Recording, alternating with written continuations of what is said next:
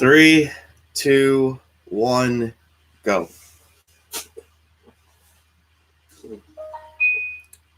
This is a really good watermelon.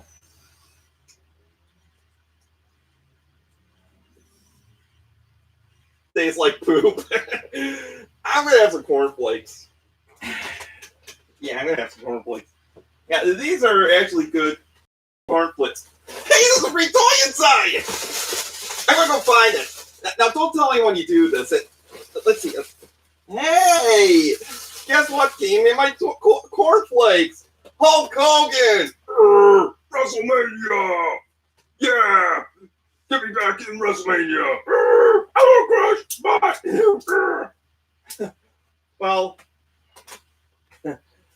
Well,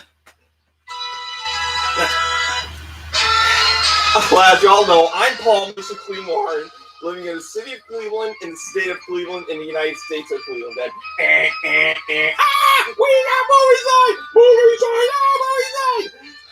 Okay, there's something I need to tell you. Originally, the movie I was going to review was Masters of the Universe. But the thing was, some certain EKL had bought the dirt farm last week on No Pants Day of all days. And right after National Day of Prayer, he probably... It doesn't really matter. Okay, but yeah. But he had a UHF station, so UHF! Oh, that's the reason why you're doing it, because what's his face died, Mm-hmm. Ernest Angley. Yeah. And so since he has his own UHF station, you're gonna do the movie UHF. Yes. That's a bit of a stretch, but all right.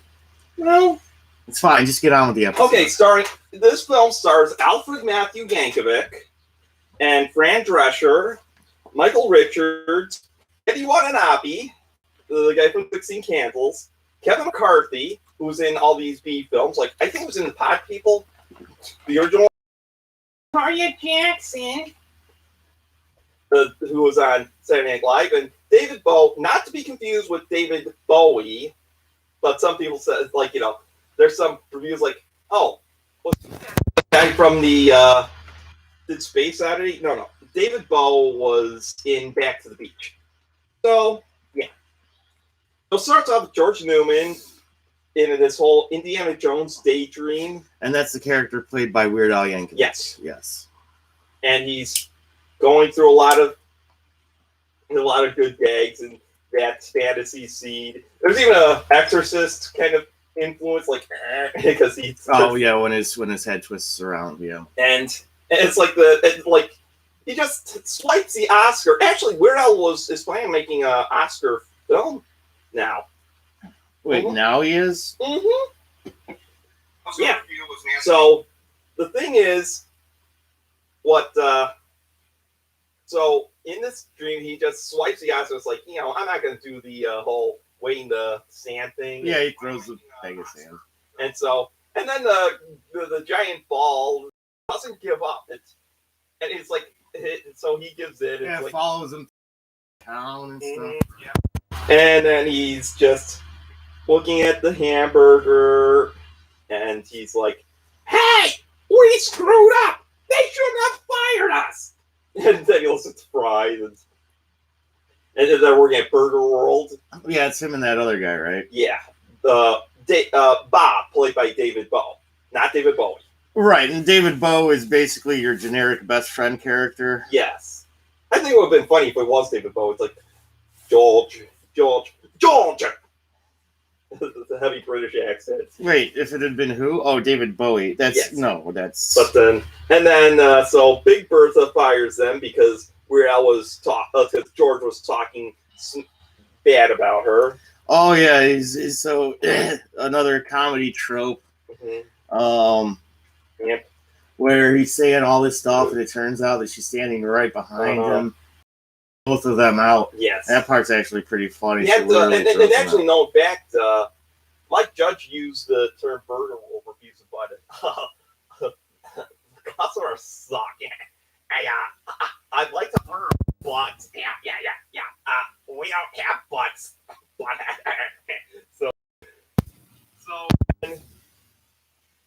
So then George and Bob go back to their place. Bob lives just next to Cooney's karate place. They're so stupid. Stupid! You so stupid! Yeah, so, and Weird Al makes Bob so George makes Bob a Twinkie Wiener sandwich, and yes, I ate one, and you can see it on one of our reviews here. And so, yeah, you still have the box of Twinkies sitting over here in my area. Yeah, so you want the Twinkie Wiener sandwich, Mark? No, not right now. It's just so George realizes that he's got to go meet Terry, played by Victoria Jackson. It's like, George, did you get fired again? yes, I got fired again. So what's for dinner? Yes, so mashed potatoes, and George is doing the close encounters of the third kind thing. This means something. And that same night, George goes to a party which is thrown by Harvey and his wife. Let's see if I can find the name, but Esther, and Harvey won a UHF station because his horses won, and Louis gave him that. It's like, yeah, nobody watches that station.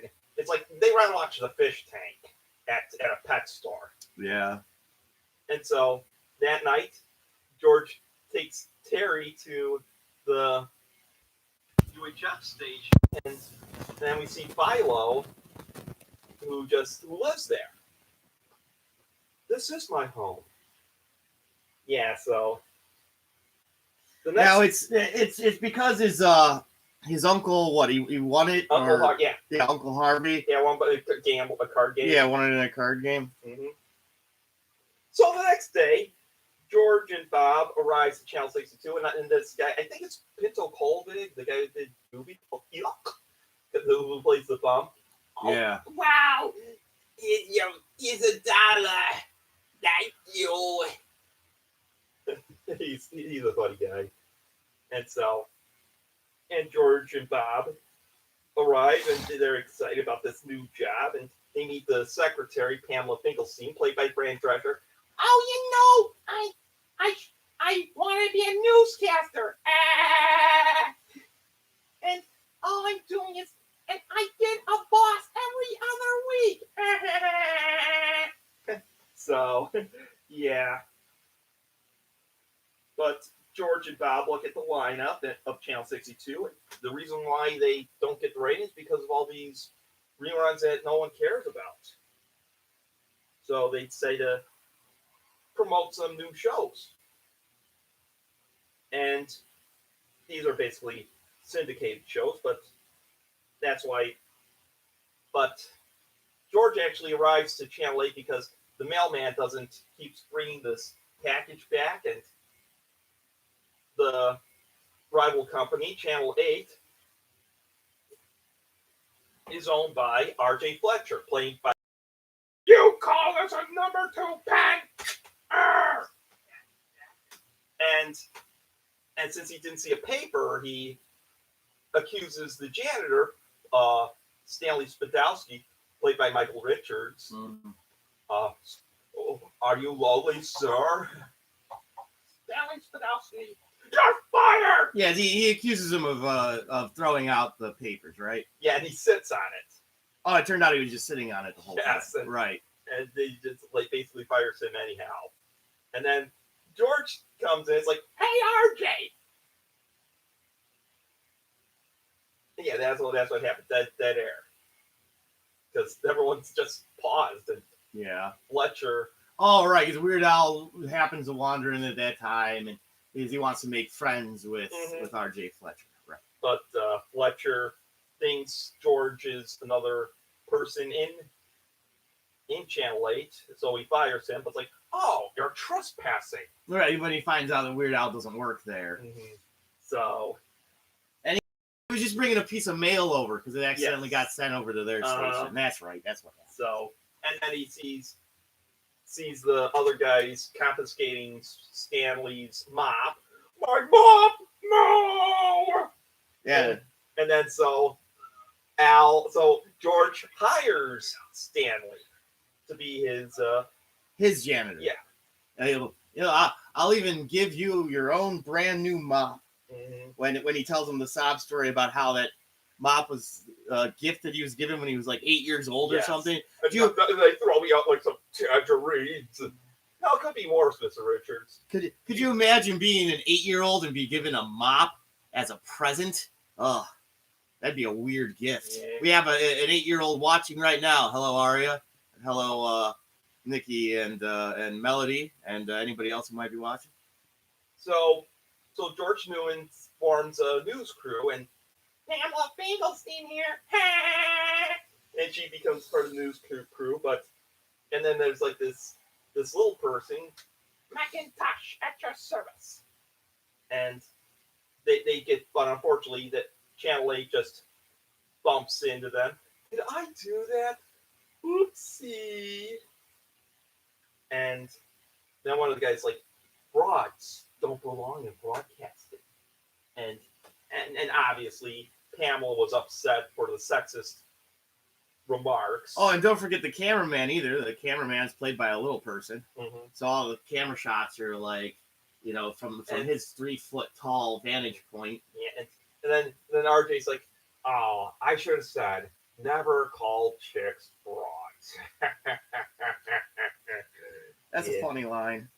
So not really a line that you can use today, but it gets the point across of what a bad person he is. And George also has town talk. This scene was interesting because originally it was supposed to be Joel Hodgson to be the guy to be the what's the construction person, dog biscuits, even though he thought it was cookies. Right. Then and he also embarrasses his girlfriend Terry. Happy birthday, Terry! Oh, he does that on the he interrupts the news show, and then he's watching Beverly Hill, the Beverly 301 Beverly Hillbillies, like Gene! and then he's like in this Dire Straits video, Beverly Hillbillies, Money for Nothing. Right, which song that you remember Weird Al doing, and it's on that soundtrack for that album. Yes, it's really strange because he has a dream that he's stuck there, and what's more interesting, Mark Knopfler, Dire Straits actually played in that song because he's actually the guitarist. Yeah, and Mark Knopfler insists, like, I've got to play on this song. Right. Okay, if you really have to, and he plays the guitar on it. But he forgets about. But the two big things that happen. Yeah, since he falls asleep, he winds up missing his date with his girlfriend. That and Bob says, "Oh, we're going to be bankrupt by the end of this week." Oh. And so now he's forlorn, and then he has to do Uncle Nutsy's Clubhouse again. It's like, yeah, we're going to forget how much life sucks. And we all get old and we die. And then he introduces them to a Roadrunner cartoon starring Roadrunner, and the Roadrunner mocks the coyote. I hope you enjoy it. And he steps out and decides to walk away from the whole thing. And that's when he runs into Michael Richards' character. Stanley. Yeah, he's just mopping and stuff, and he says, "Oh, you just go do the show, right?" Like, yeah, why don't you go do the show, Stanley? You really want me to? Okay. And then he has at the bar. It's Bob gets a beer. George gets a daiquiri. It's like, hey, I didn't get an umbrella. And all of a sudden, there's some roar about Uncle Nutsy's Clubhouse, and it seems like there's a bunch of bikers and stuff watching at the bar and stuff too. And and then he starts, of course, like, And he quotes the famous line from Network, "I'm as mad as hell! I can't take it anymore! Ah!" Will be better than what he did in 2006. Yeah, at the comedy club there. Yeah. But 50 years ago. Well, yeah, anyway. so, but no, okay. So speaking of what, I encourage. This is where I'm going to take a little breather and saying I encourage you people to watch UHF. You will not be disappointed. And actually, at one point we didn't even The same weekend is like 3 huge movies in 1989. Was one of them like Batman or something or whatever? RoboCop. RoboCop. And it just got killed. And it also had Red Foreman. RoboCop, you're such a dumbass. That'd be funny if he said that. But yeah, and we got other shows. We still have Top 16, which this week I'm going to say my 16 favorite Christian albums. Oh, that should be interesting. Mm-hmm. Are there 16 good Christian albums? Yeah. Do you think I should add that Psalm 98 album? Oh, we could technically. I mean, if it's one of your 16 favorites, we could add the one that Dad actually performed on. Sorry, folks, but the other thing too, we have an album cover. I'm going to review Something Anything by Todd Rundgren. One of my favorite artists. And I actually want, and the show The Master Debaters, and I actually do want Aaron to be on the for the Todd Rundgren song, because there is a song called Piss Air. Yeah, we could just roast him with that. But I'll have to say one song rhymes with "but." Oh wait, but. And Rundgren even says, "What letter does it start with?" S. Oh, okay. And it's from that. Even Weird Al said it in his song "Gump." So yeah, and we'll have other shows. We got one called Celebrity Hack, which we talked to the people that we've lost over the years. One of them is Brown Williams, and the other is we also have Paul, and we also have John Lennon too. So what's happening? Or even Sonny Bono. Hey man, we're sharing. What's my daughter doing? But so yeah, that's gonna be a fun one. Well, son now, right? Yeah, yeah, and we'll have other shows too. Like I said, Playing Around with Paul, which I just take these little these characters like, "Hey, Brain, what do you want to do tonight? What do you want to do tonight?" The same thing we do every night, Pinky. Go to the cheese shop. Oh, that's awesome! I love cheese. Yeah, you drive me to it. So yeah, it's gonna be other shows as well. Like we're gonna have, and also we have TV Caesar, which will be coming soon, and also so yeah, just stay tuned for other shows on here. Click the like button, subscribe, get notified. So yeah, that's now we get to the fun part of UHF. So now let's see where we at. Now it's now called Stanley Spadasti's Clubhouse, and it becomes a great hit. And also, not only Weird Al has George has that show, but Stanley Spadasti Clubhouse, but there's also Wheel of Fish with Cooney, which is a combination of Wheel of Fortune and Let's Make a Deal. So you can get the fish. You don't have to round snapper, or you take what's in the box. I'll take the box, Cooney! And what's in the box? Nothing! Absolutely nothing! Stupid! You're so stupid! I think more TV show, game show hosts should be like that. Well, and then there's Philo's Secrets of the Universe. And then there's Raoul's Wild Kingdom, and George and Bob didn't know how they got that guy. So, and no animals were harmed, by the way. But there's and then there's this one scene that Raoul said, "We don't need no stinking badgers." That came from Humphrey Bogart. Though, what film was that?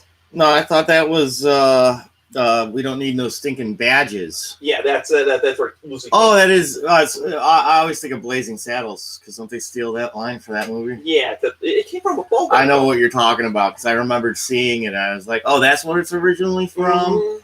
It's that one where I think don't they have to escape from captivity? Yeah, like six foreigners. Yeah, so yeah, and Stan and George is trying to say, "Terry, come back! I'm in hell! Help!" Yeah, so, but also R.J. Fletcher gets upset because it's his son. I wanted a Rolex, but Dad, it's a Polex. It's just as good. And then everyone at Channel 8 is like getting the buzz of Channel 62. It's like, never mention that station in front of my face. And take that stupid thing off. And the guy takes off his mustache. Oh, yeah. It turned out the guy had a fake mustache the whole time. Because he's wearing a dumb hat, like a coonskin cap or whatever. That's right. It's what it's called. Raccoons. Okay. But stupid cowboy hat. Yeah. What kind of hat? It was a cowboy hat? All right. I thought of the wrong hat. Yeah, so he's wearing a big stupid cowboy hat, and he gets yelled at to take that stupid thing off, and he rips off what is a fake mustache. That's a funny bit, yes. Yeah, so it's still going to, and then we see, and then Terry comes back and sees that George decorated her house with George and Terry with giant hearts and musical boxes and flowers and balloons. Right. I love you. And then we see Conan the librarian, which it'd be funny if Conan O'Brien actually was a librarian. I'm now a librarian. and then the scene I did in the intro of what Stanley Spadalski's Clubhouse, and so Weird Al's setting up all the schedules, like, Druids on Parade, One for World of Phlegm. Actually, this one should be an episode. Fun with Dirt. Yeah, that actually seemed like a funny show. Some of those just show titles as throwaway jokes were pretty good. But to me, Fun with Dirt, you could actually, put plants in something, like maybe sculpt something out of dirt. And then Bob looks at the ratings like, we made it to number one. Ah! R.J. Fletcher is really upset because Channel 8's now losing the sponsors. And so he says, who owns that station anyway? And it's Uncle Harvey. Let me be yours! Dude. I don't know. It sounds like a combination of... Oh, yeah, that's that song that's playing in the background, right? Yeah, it's also like if John Fogerty did a heavy metal song. So from Louis, the guy with the fake hand, bad news. You owe $75,000 because of all your horses. The guy with the fake hand? Yeah, because he has a fake hand?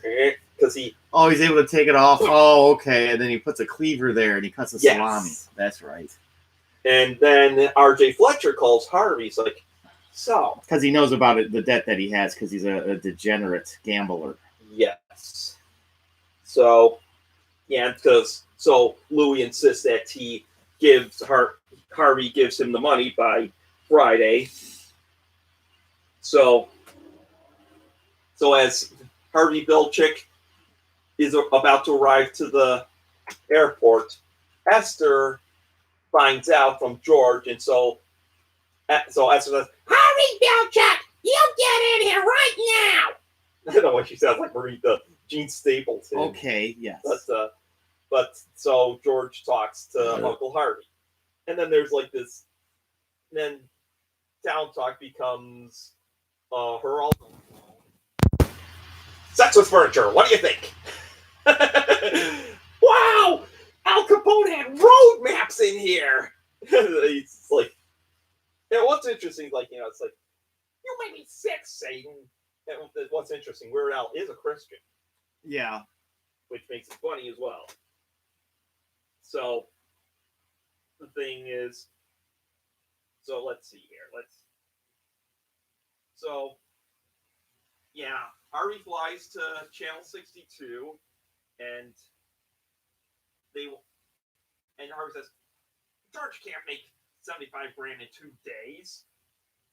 Philo wants to make Fletcher, RJ Fletcher, pay. So it's like he's eavesdropping the whole thing.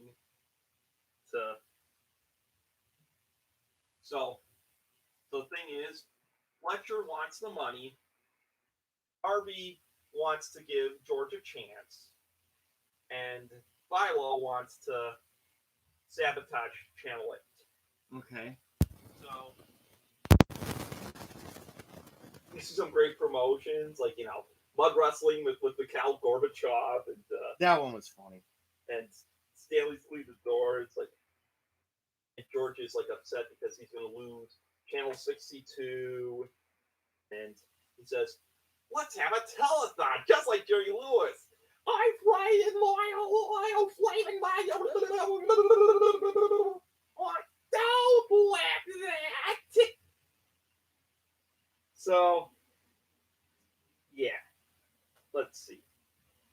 So as the telethon is becoming a hit, Fletcher's henchman, Stanley Spadasti, as he's relaxing, "Oh, can I have some Play-Doh or those giant bubbles? Hey."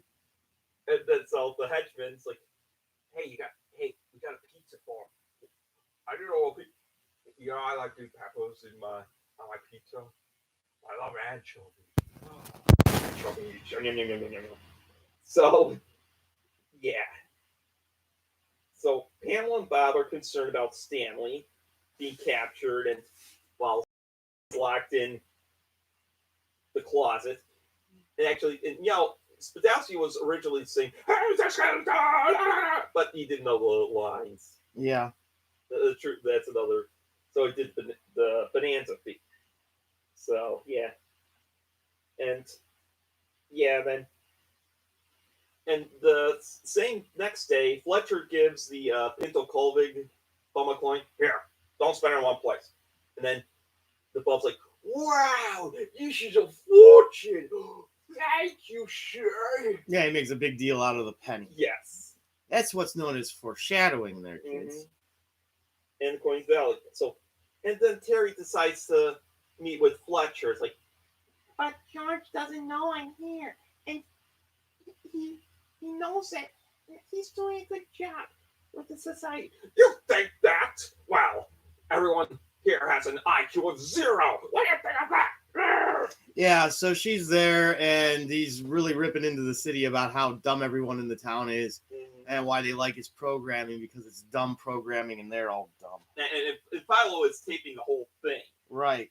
He's got cameras everywhere.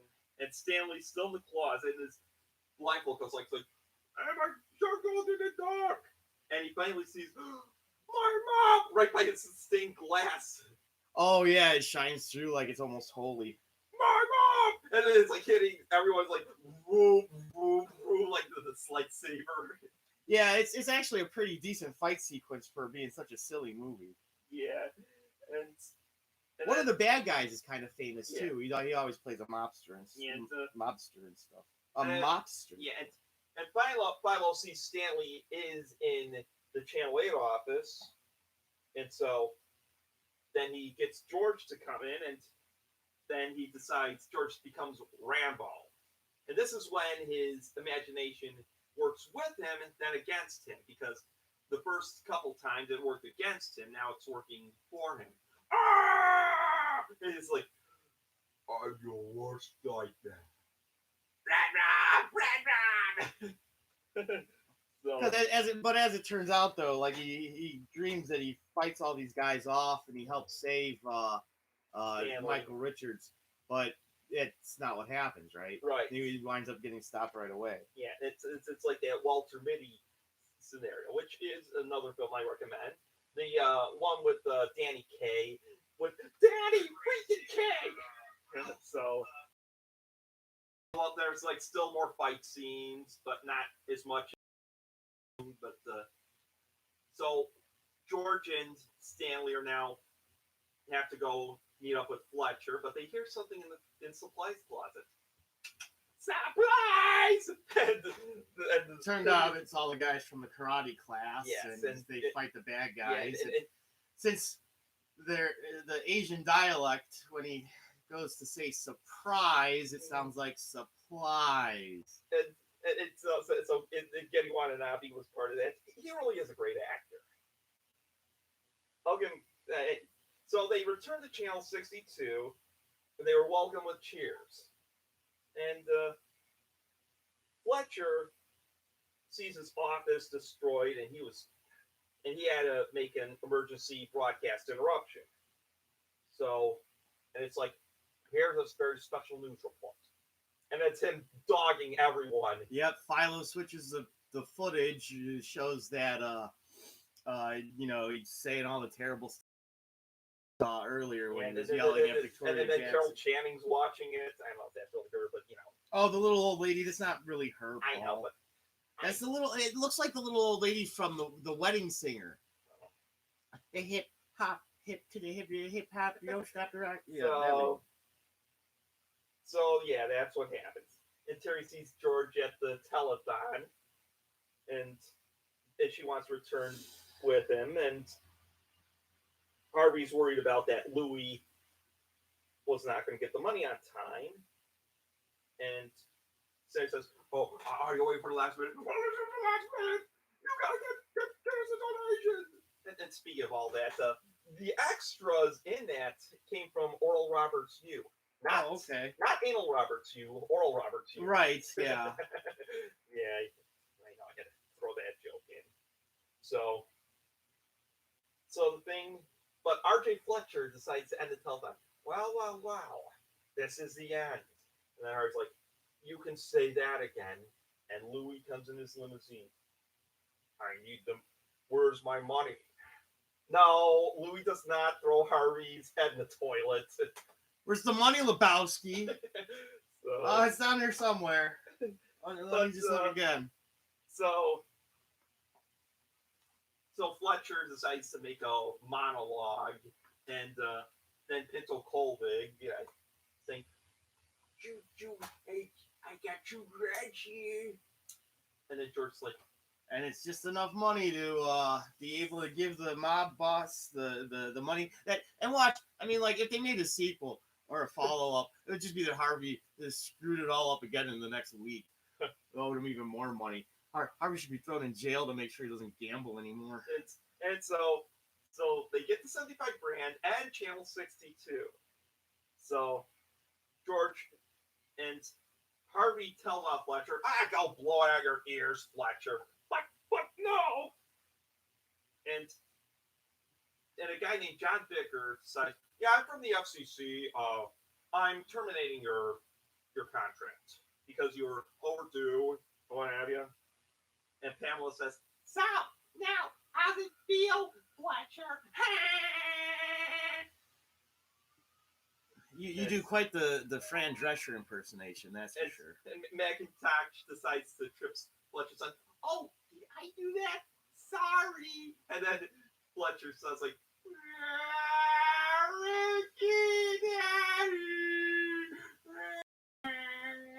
this is Iowa food. So, but Philo returns to his home planet from Zaldar. Yeah, that's another weird thing too. It turns out Philo was a space alien the whole time. And a little bit of special effects used too, even in space. And George Newman gives Stanley a trophy for being a great janitor and personality. Well, thank you, George.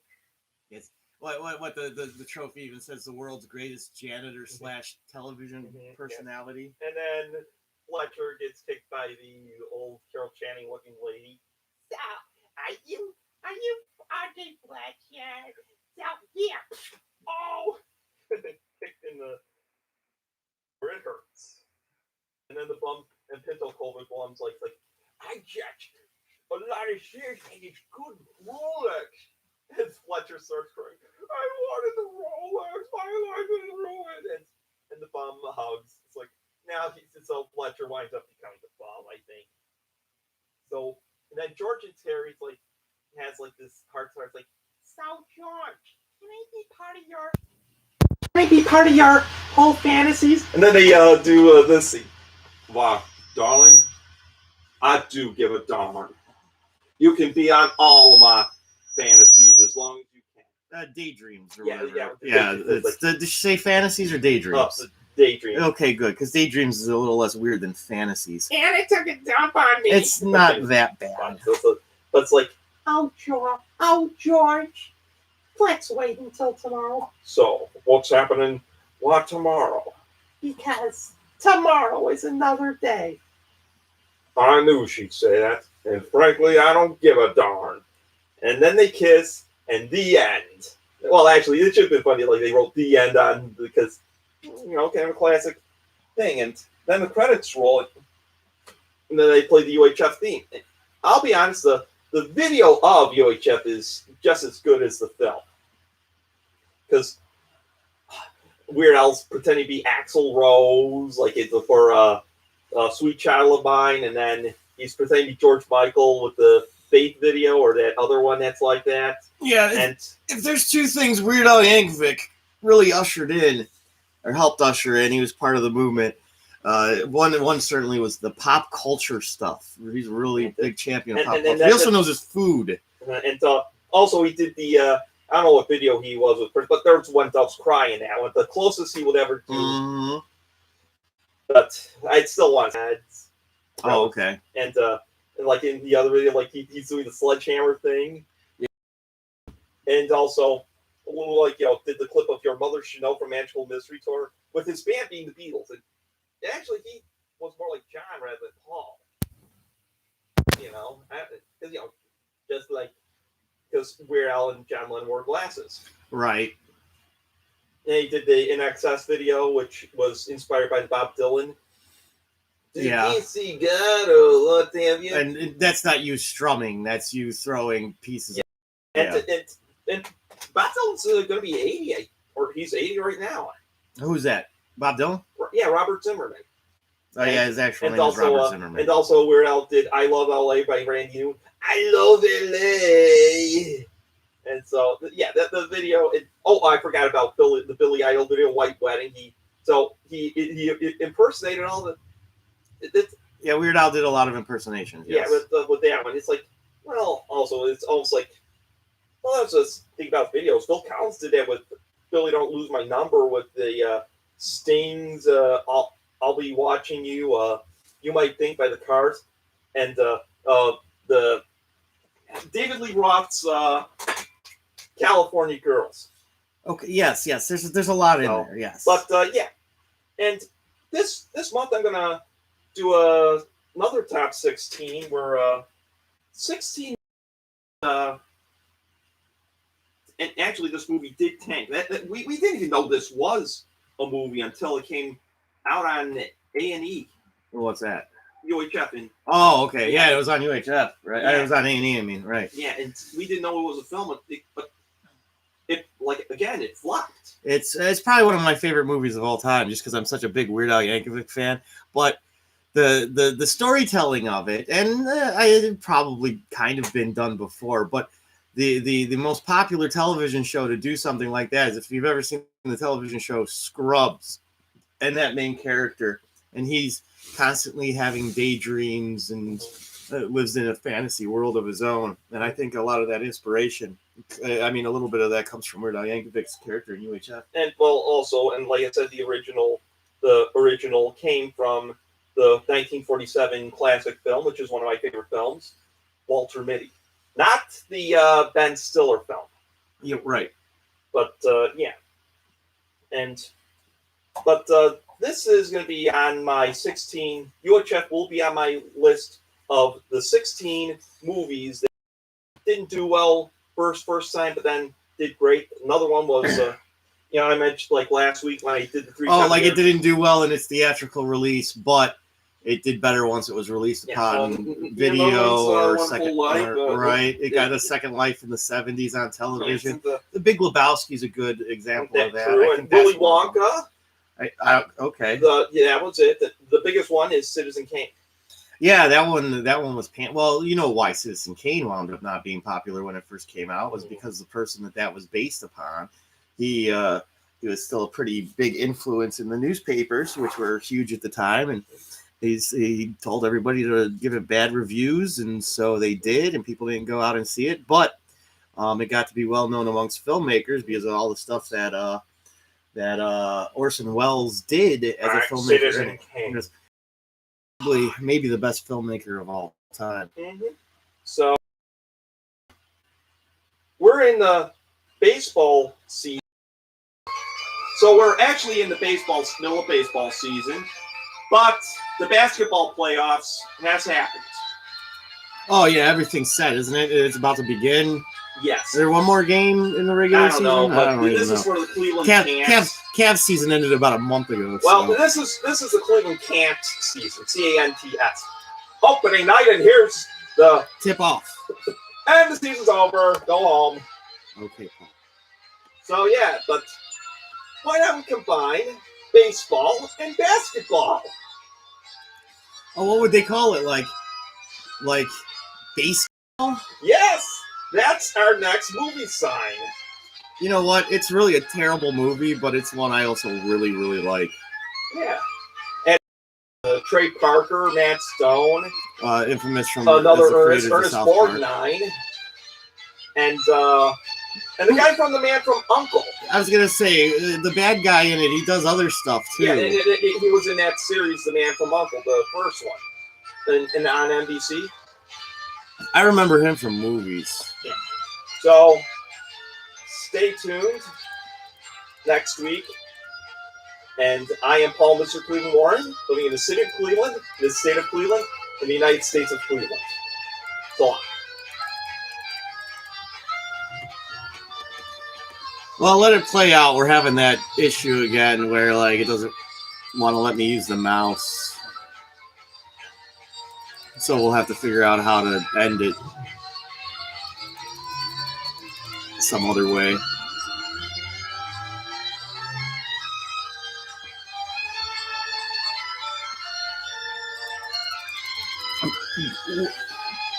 That white mouse, did we still have that somewhere? Yeah. I think, like, stick it in a drawer or something. Use Kathy. Yeah, it's not even when we do that.